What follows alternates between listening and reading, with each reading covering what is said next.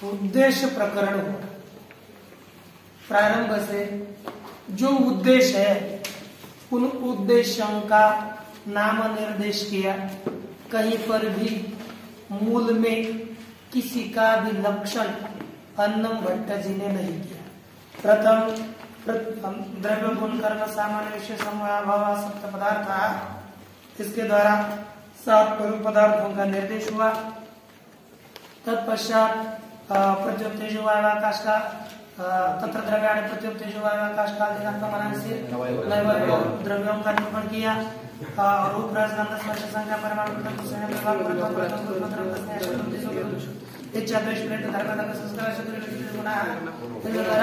गुणों का विचार किया।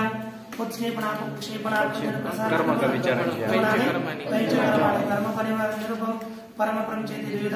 सामान्य का विशेषास विशेषता परंपरा एवं समवाय स्थित एवं अभावश्च त्रिविधा प्राग भाव प्रध्वंस इतना अब इसके पश्चात हम लोग आगे चलेंगे। आगे पृथ्वी का निरूपण आएगा। कौन सा निरूपण? पृथ्वी का निरूपण। अब यहाँ से लक्षण करेंगे। क्या करेंगे? लक्षण किसे कहते हैं? असाधारण धर्मों लक्षण किसे कहते हैं? प्रथम अवक्त तत्र गंधवती पृथ्वी, तत्र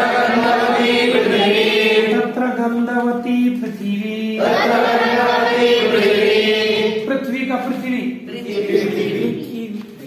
तत्र गंधवती पृथ्वी,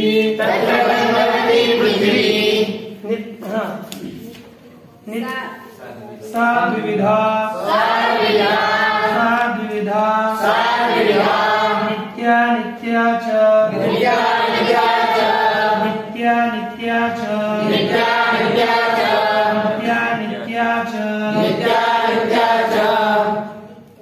नित्या पुनः अनित्या पुनस्त्रिविधा। अच्छा, नित्या परमाणु रूपा, नित्या परमाणु रूपा,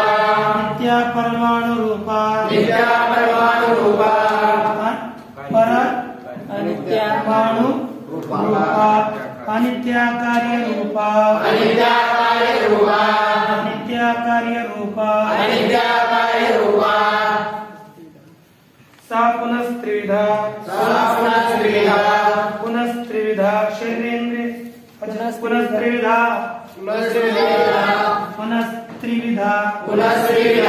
शरीरेन्द्रिय विषय भेदा, शरीरेन्द्रिय विषय भेदा,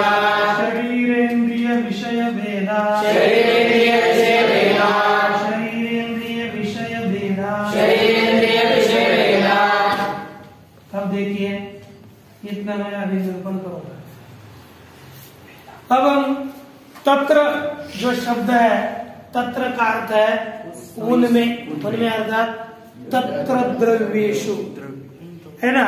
तत्र का अर्थ है उन द्रव्यों में, है ना। उन द्रव्यों में पृथ्वी कैसी है? गंधवती पृथ्वी, गंध वाली पृथ्वी है। यह समझ में आ रहा है ना। उन द्रव्यों में पृथ्वी कैसी है? गंध वाली पृथ्वी है। सा अर्थात ती अर्थात वह पृथ्वी, मराठी में बोलता है कभी हिंदी में, वह पृथ्वी कितने प्रकार की है? विविधा। कितने प्रकार की है? 2 प्रकार की। एक है अब देखो क्या समझ में आया इतना। मैं आपको गंध लक्षण भी बताऊंगा, पहले मूल बताता हूँ। और उसमें नित्य पृथ्वी कौन सी है? क्योंकि आपको बताया था ये पृथ्वी समझो हमारी बड़ी पृथ्वी है, और इसका नाश होते हुए सब परमाणु बन गए। और ये परमाणु कैसे है? नित्य है। परमाणु कैसे?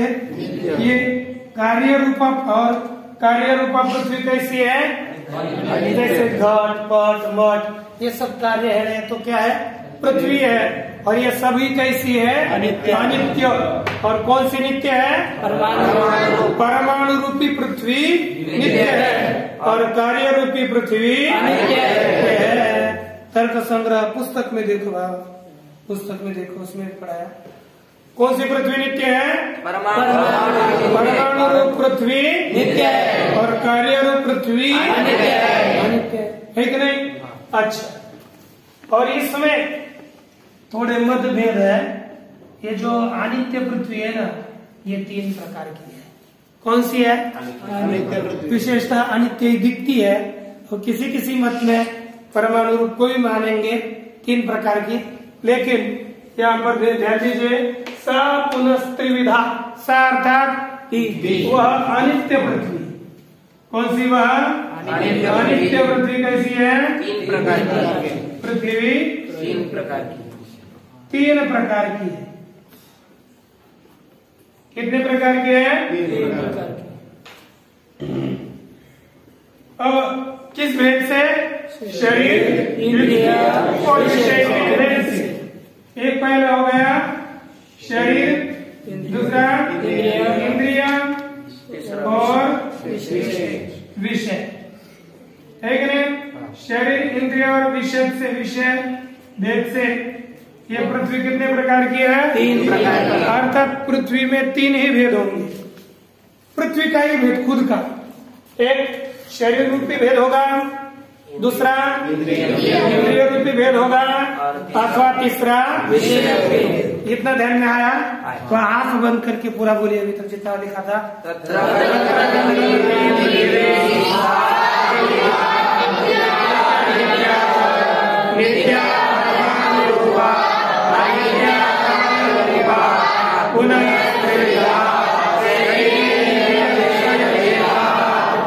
इस तरह से पृथ्वी कितने प्रकार की है? 3 प्रकार की। अच्छा, अब हमको ये ढूंढना पड़ेगा पृथ्वी में शरीर कौन सा है, पृथ्वी में इंद्रिय कौन सा है और पृथ्वी में विषय क्या है। एक पहला कौन है? शरीर। अब लिखा है शरीरमस्मदादिनाम, शरीरमस्मदादिनाम, शरीरमस्मदादिनाम, शरीरमस्मदादिनाम। क्या लिखा? अस्मदादिनाम, अर्थात हम लोगों का शरीर, यही पृथ्वी का शरीर है। पृथ्वी में शरीर, पृथ्वी का एक विभाग कौन है? हम लोगों का शरीर। किसका शरीर है? पृथ्वी का। अर्थात ये हम लोगों का शरीर पृथ्वी से बना हुआ है। किससे? पृथ्वी से। तो हम लोगों का शरीर यही पृथ्वी का एक भाग है। हाँ, दूसरा क्या है?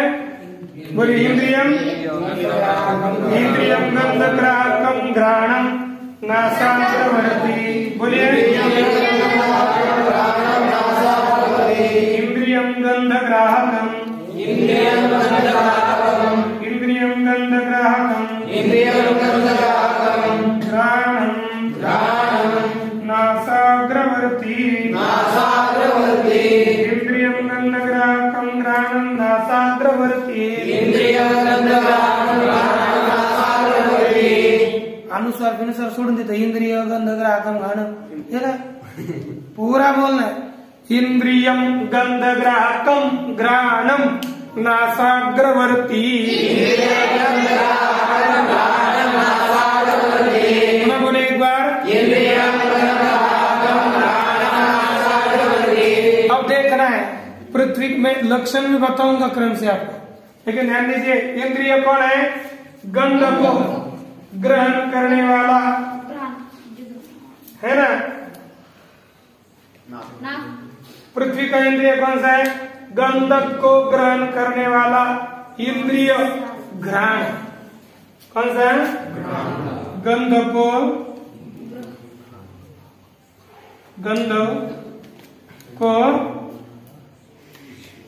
ग्रहण करने वाला इंद्रिय घ्राण है। और कहाँ रहता है? नाक के अग्र भाग में रहने वाला कहा रहता है। देखो ये जो दिख रहा है ना, ये इंद्रिय नहीं है, ये अंदर होती है इंद्रिय। ये तो ये केवल रहने का स्थान है इंद्रिय का, है ना। ये रहने का स्थान है, अर्थात नासाग्रवर्ती अंदर भाग है उसका। लेकिन वो शरीर में आता है, शरीर में थोड़ा आता है, इंद्रिय अलग होता है, स्थूल है वो सूक्ष्म है, स्थूल का चलता है ना। वो तो वेदांत में सूक्ष्म बोलते हैं। गंध को ग्रहण करने वाला इंद्रिय ग्रहण नाक के अग्रभाग में रहने वाला है ना, है कि नहीं। ये इंद्रिय है, ये ध्यान में रखा। इस और विषय कौन है, विषयो मृत पाषाण आदि। इसका पृथ्वी का विषय कौन है, मृत्तिका पाषाण, ये सभी विषय है। ये कौन है, सभी विषय है। अर्थात इसमें एक शरीर, तीनों तो होते हैं, कभी भी शरीर होगा, इंद्रिय होगा और इंद्रियों के द्वारा जानने वाला कोई विषय होगा। तो पृथ्वी में कौन कौन विषय होता है, तो मृत पाषाण आदि सब विषय है। शरीर कौन है, ये अपना शरीर ही, ये शरीर है, और इंद्रिय है घाट। और कहाँ रहता है, क्या काम करता है, गंध को ग्रहण करता है। इस तरह से ये मूल का विचार हुआ। किसका विचार हुआ। अब हम थोड़ा सा पदकृत्य देखते हैं। आप थोड़ा साइड बैठना, एकाग्र रहना। पदकृत्य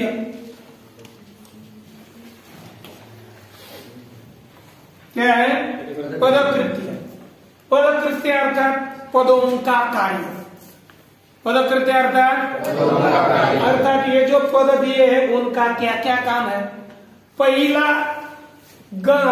पृथ्वी का लक्षण किया है। क्या किया है, अब लक्षण करते समय हमको क्या जोड़ना पड़ता है, तो यहाँ पर गंधवती, इसके आगे तो जोड़ेंगे तो क्या होगा, ईकार है ना, ये बंदूक के आगे जो ईकार है उसको निकाल दो तो क्या बनेगा, गंधवत्वम। किसका लक्षण, बोलो ना, और क्या लक्षण होगा, गंधवत्वम पृथिव्याः लक्षणम। क्या लक्षण हुआ, बोलिए, गंधवत्वम। अच्छा, ये समझ में आया। वो पृथ्वी कितने प्रकार की है, 3 प्रकार की। सातवेधा। वो पृथ्वी कितने प्रकार की है, 2 प्रकार की है। कौन से नित्य और अनित्य। अच्छा, नित्य पृथ्वी, अनित्य आपको तो पता ही है, लेकिन नित्य किसे कहते हैं, नित्य की व्याख्या हमको समझनी चाहिए। आपने, अरे मुझे बताओ, यह घट फूट जाता है तो ये घट नित्य है क्या, नित्य है। फूटना अर्थात क्या है, फूटने के लिए क्या करते हैं न्याय में, ध्वंस कर, क्या कहते हैं, और जिसका ध्वंस होता है वो ध्वंस का क्या होता है, यस्य ध्वंस यस्य अभावः बोलिए, चुप नहीं, यस्य अभावः तो किसका अभाव हुआ यहाँ पर, ध्वंस। किसका ध्वंस हुआ, घट। तो घट क्या हो गया, अभाव का। ध्वंस का कौन प्रतियोगी हो गया, घट। किसका प्रतियोगी हुआ, अच्छा, घट का घट यह ध्वंस का प्रतियोगी।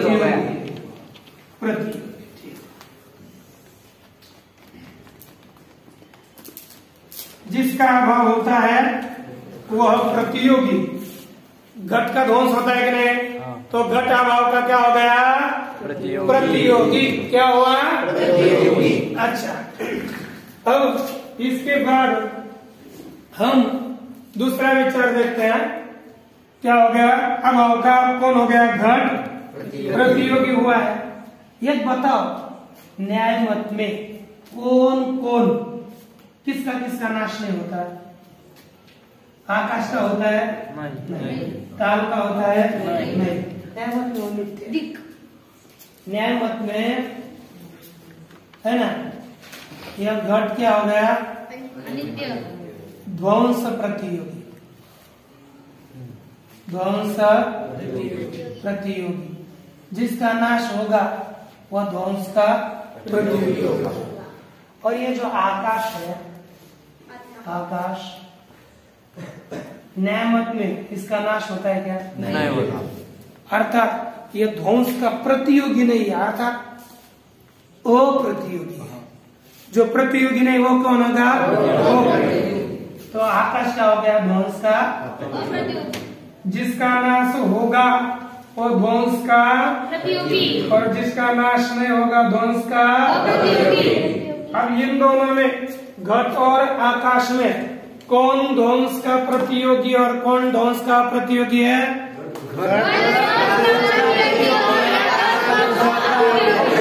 ये समझ में आता है ना? अब ध्वंस का अप्रतियोगी कौन हुआ? प्रतियोगी कौन हुआ? घट। अच्छा, घट में क्या धर्म रहेगा? नहीं, प्रतियोगी है तो ये इसमें चलो ना, वो ध्वंस का प्रतियोगी है तो उसमें कौन सा धर्म रहेगा? ध्वंस प्रतियोगी। तो पूरा पूरा पूर्ण बोलो, किस में रहेगा? घट में क्या रहेगा? ध्वंस प्रतियोगी। आकाश में क्या रहेगा? पूरा बोलो, क्या रहेगा? ध्वंस प्रतियोगी। अच्छा,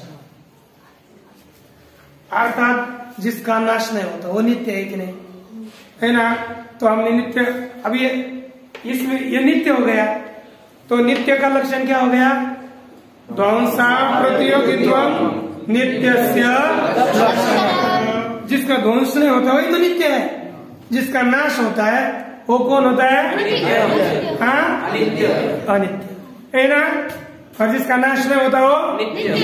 इसका जो ध्वंस का प्रतियोगी है ना, वह अनित्य है, और जो ध्वंस का प्रतियोगी है वह कौन हो गया?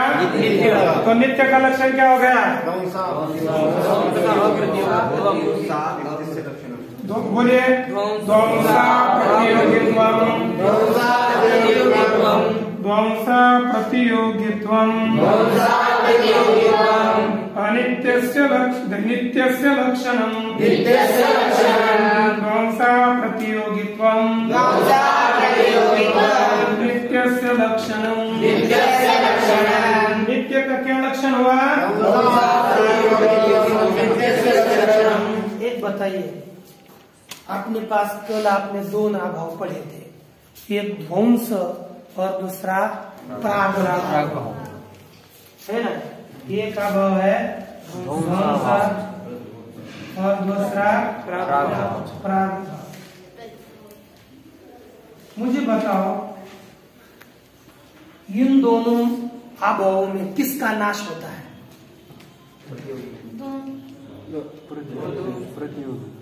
किस अभाव का नाश होता है? ध्वंस और प्रागभाव में किसका नाश होता है? इसका क्या लक्ष्य है? इसका नाश क्या है? प्रागभाव का घटो भविष्य। अरे लक्षण क्या है?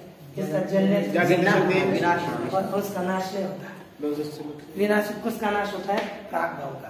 विनाशित्वे सति अभावत्वम प्रागभाव। किसका नाश होता है? पहले अभाव था, घट उत्पन्न होने के पहले अभाव था। घट उत्पन्न हुआ तो प्रागभाव का नाश नहीं हुआ, है कि नहीं? जैसे ये घट नहीं था, पहले घट का भाव था, फिर बाद में घट उत्पन्न हो गया, तीसरा भाव का नाश हो गया। घट हुआ ना, तो नाश किस भाव का होता है? अच्छा, अर्थात प्राग भाव यह ध्वंस का प्रतियोगी हो गया कि अप्रतियोगी? प्रतियोगी। अरे जिसका नाश होता है वो प्रतियोगी होता है, तो प्राग भाव क्या हो गया? ध्वंस का प्रतियोगी हो गया। और ध्वंस का नाश होता है क्या? अरे एक बार घड़ा फूट गया तो ये फूटने का नाश होता है क्या कभी? अगर पुनः घड़ा बनेगा तभी घड़े का फूटने का नाश होगा। पुनः घड़ा बनता है उससे अपने आप? घड़ा नहीं बनता। वही घड़ा नहीं बनेगा, जो फूटा है वो तो फूटा, दूसरा बनेगा, लेकिन पहला नहीं बनेगा, है कि नहीं? अर्थात ये नीचे का है वो ध्वंस का प्रतियोगी, और ये हो गया ध्वंस का प्रतियोगी। अब देखो ये हमारा और नित्य का लक्षण क्या है? क्या लक्षण है? प्रतियोगी तो लक्षण किसमें गया? और ध्वंस बताओ नित्य है कि अनित्य है? हाँ, नित्य है। अरे ध्वंस नित्य है तो जब घड़ा था तभी भी तो ध्वंस होना चाहिए, है क्या ध्वंस? जब घड़ा था, अब देखो ये अब ध्वंस नहीं है, इसको फोड़ दिया, ध्वंस हो गया। अर्थात ध्वंस भी अनित्य है, और अनित्य में हमारा कौन सा लक्षण गया? नित्य का। अनित्य में नित्य का लक्षण गया तो क्या हुई? अतिव्याप्ति हुई। क्या हुई? हम लक्षण बना रहे थे नित्य का, चला गया अनित्य में तो हो गई अतिव्याप्ति। इसलिए उसका वारण करने के लिए यहाँ पर एक देना पड़ेगा, ध्वंस भिन्न वे सती दिया होगा, है ना?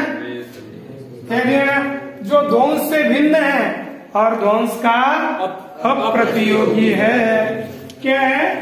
ध्वंस से भिन्न है और ध्वंस का अप्रतियोगी। क्या है? ध्वंस से भिन्न और ध्वंस का अप्रतियोगी। वो कौन है? ये आपको ये जो पंक्ति है ना इसमें दी है, और नित्य द्रव्य वृत्त विशेषास तो अनंत पूर्व में दी है। हाँ देखो पेज नंबर 6 देखा है, वहां दी है। अभी आपने ध्यान में है ना? नित्य कौन हो गया? अब दो नित्य का क्या लक्षण हो गया? ध्वंस भिन्न हम अब देखो कितना लक्षण करने पर ध्वंस में जाता था? कितना लक्षण करते थे तो किस में जाता था? ध्वंस में। उसका वारण करने के लिए क्या पद दिया? बस हम अब क्या करेंगे? इसको निकाल देंगे, इतना रखेंगे, ध्वंस भिन्नत्व रखेंगे। तो क्या हो, किस में अतिव्याप्ति होगी? अरे कोई नहीं ना, ध्वंस से भिन्न कौन है? नाशौन भिन्न, हम सब है ना, सभी जगत ध्वंस से भिन्न है। अरे ध्वंस से अलग, हमसे अलग तो सभी है ना, वैसे ध्वंस से अलग तो सभी जगत। केवल ध्वंस को छोड़ दिया जाए तो सभी तो उससे भिन्न है, और सभी नित्य है क्या? हाँ, पृथ्वी आकाश, पृथ्वी तेज जल अनित्य है कि नहीं? उनमें भी लक्षण जाएगा, अतिव्याप्ति होगी। इसलिए क्या दिया? तो क्या लक्षण हो गया?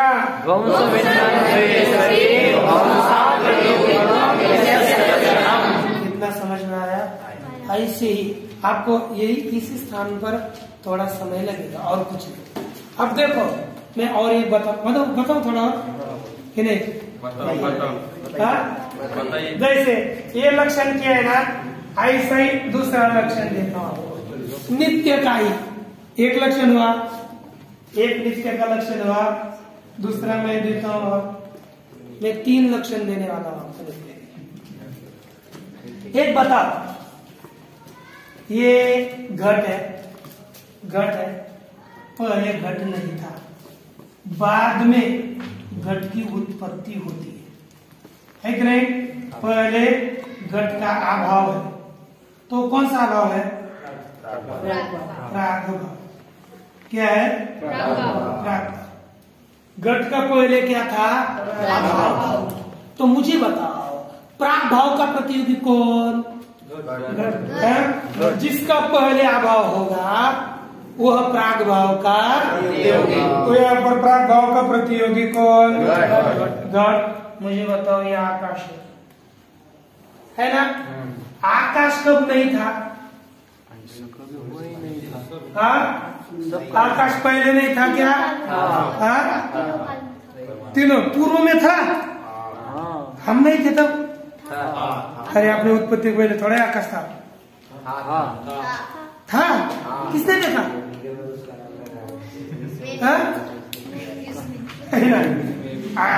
आकाश अपने पहले था, ठीक है?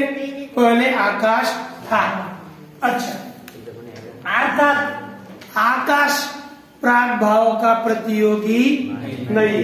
तो आकाश क्या है? प्राग भाव का प्राग भाव प्रतियोगी कौन हो गया? और प्राग भाव का प्रतियोगी कौन हुआ? घट। तो हमने अब नित्य कौन हो गया? आकाश। तो प्राग भाव प्रतियोगी तो नित्य का क्या हो गया? लक्षण हुआ। क्या हो गया? क्या लक्षण हुआ? प्राग भाव प्रतियोगित्व। बोलिए, प्राग भाव प्रतियोगित्व।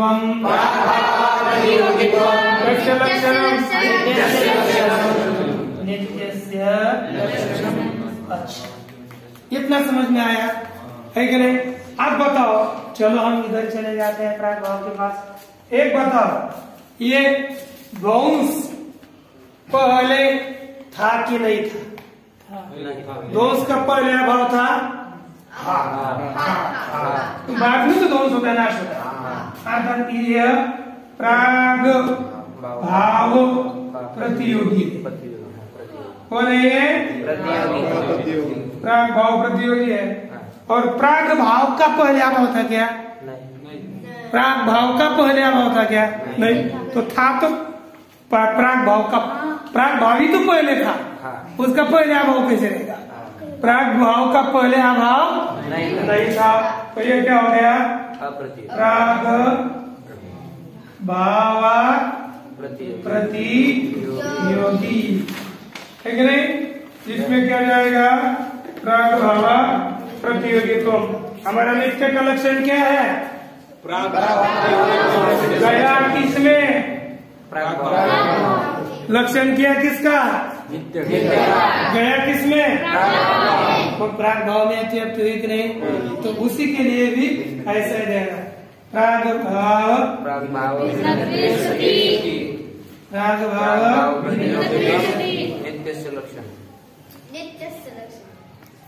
हो गया।